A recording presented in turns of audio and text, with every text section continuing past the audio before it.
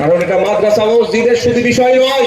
আজকে যদি মনে করেন আপনি চুপ থাকবেন, কালকে দেবত্ব সম্পত্তি দখল নেবে, তারপরে গুরুদুয়ারের সম্পত্তি দখল নেবে, তারপরে গির্জার সম্পত্তি দখল নেবে, সম্পূর্ণ যে সমস্ত ধর্মীয় সম্পত্তি গুলো আছে এরা দখল করার অপচেষ্টা চালাবে। সুতরাং এখন এটা আইনটা সংবিধানের একাধিক ধারার উপরে 14, 15, 25, 26, 29, 300 এই ধরনের অনেক আইনের উপরে আর্টিকেলের উপরে আঘাত দিচ্ছে। এর বিরুদ্ধে আমাদের ঐক্যবদ্ধভাবে লড়াই করতে হবে। আমি বলছি এটা আপনাদের ভাবতে হবে। পশ্চিমবাংলায় আন্দোলন হবে, আসামের মানুষ শক্তি পাবে। পশ্চিমবাংলায় আন্দোলন হলে হরিয়ানার মানুষ শক্তি পাবে। পশ্চিমবাংলায় আন্দোলন হলে দিল্লির মানুষ শক্তি পাবে। পশ্চিমবাংলায় আন্দোলন হলে মহারাষ্ট্রের মানুষ শক্তি পাবে।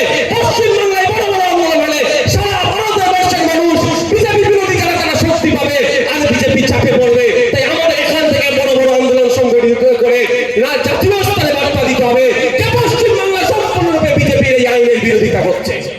তাহলে দিল্লির মানুষ শক্তি পাবে না। আমি যখন প্রথম দিন সুপ্রিম কোর্টে যাই মামলাতে, তো আমাকে দূর থেকে একটা লোক দেখে, আমারও যেন মনে হচ্ছিল আমি সেখানে কোনোদিন দেখেছি। আমি তারপরে পরিচয় হওয়ার পরে জানতে পারলাম যে আমি দিল্লিতে একটা ন্যাশনাল কনফারেন্সে গিয়েছিলাম, উনি সেখানে ছিলেন। তো উনি আমাকে তার দুদিন আগেই তো কলকাতাতে আমরা বড় একটা মিছিল করলাম না, তো শিয়ালদা থেকে আমাদের আসার কথা ছিল, ধর্মতলা আসতে দিল না, আমরা মৌলালী পর্যন্ত করলাম, রামলীলা ময়দান পর্যন্ত।